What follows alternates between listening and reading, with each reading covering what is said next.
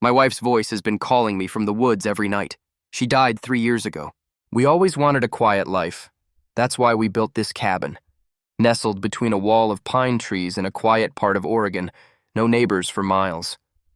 Just us, the sound of wind through trees, and the occasional owl. Her name was Alina. She had this soft way of speaking, like she was permanently on the edge of a laugh. Even when she got sick, she smiled through everything. I took care of her here until the end.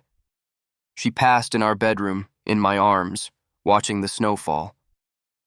After the funeral, I stayed. Everyone said I needed people around me. But the truth is, I couldn't leave this place. It was ours. It felt like leaving her behind if I did. I didn't hear her voice until last month. It started subtle. I'd wake up at night, heart racing, like someone had whispered in my ear. I blamed dreams, sleep deprivation, grief hallucinations. But it kept happening. The same time every night, 3:17 a.m. Then one night, it wasn't just in my head. I heard it clearly. Her voice, from outside the cabin. "Babe, come outside." It was her.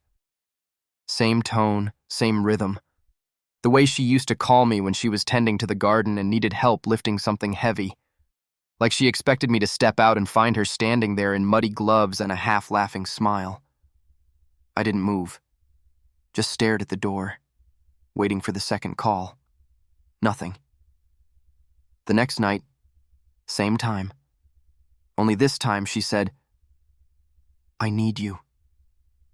I bolted upright, breathing hard. I grabbed the flashlight and walked toward the door. I don't know why. Maybe I thought, what if I'm wrong? What if I'm losing it and I need to prove it's nothing? But when I reached for the handle, I stopped. I remembered something. She was buried in Portland. I stood over her casket, kissed her forehead one last time. So I turned back, locked the door, slept with the light on. I installed a trail cam the next day facing the tree line. I wanted proof. Of what? I don't know. Maybe I was still hoping for a logical explanation. A prank. An animal. Something explainable. The camera didn't record sound, but it picked up movement. And on night 3, it caught something. At exactly 3:17 a.m., the motion light clicked on. There was a shape, just barely outside the light's reach. It looked like a person, maybe. Standing still, facing the cabin. I zoomed in. The body shape was close, feminine, but wrong. Her shoulders were too high, her limbs too long.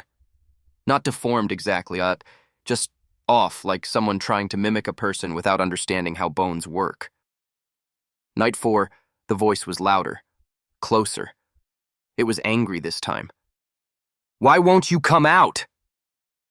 I didn't sleep, just sat in the corner of the room with my hunting rifle, watching the door. Nothing moved. No knocks, no footsteps. Just silence. The kind that makes your ears ring. Last night was the worst. I'd barricaded the door, covered the windows. But at 3:17, something started scratching at the back wall of the cabin, the one with no windows. Not animal scratching. It was deliberate. 1, 2, 3. Then a whisper. "Open the door, babe. I miss you." I didn't respond. I didn't even breathe. Then something spoke directly behind me. It was her voice, clear as day. But it was coming from inside the cabin. "I'm cold, love. Let me back in." I turned, rifle up. No one. But the mirror above the fireplace was fogged up, like someone had breathed on it, and written in the center, in the condensation, "Let me in." Tonight is night 6. I've packed a bag, loaded the truck. I've been trying to tell myself it's grief, stress, isolation, but something's out there. Or worse, something's in here now. The forest doesn't feel like home anymore. It feels like it's watching me. And I think whatever's wearing her voice is getting closer, because just now, before I started typing this, I got a call. No caller ID. I answered. There was silence for a few seconds. Then I heard her. Just 2 words. Turn around.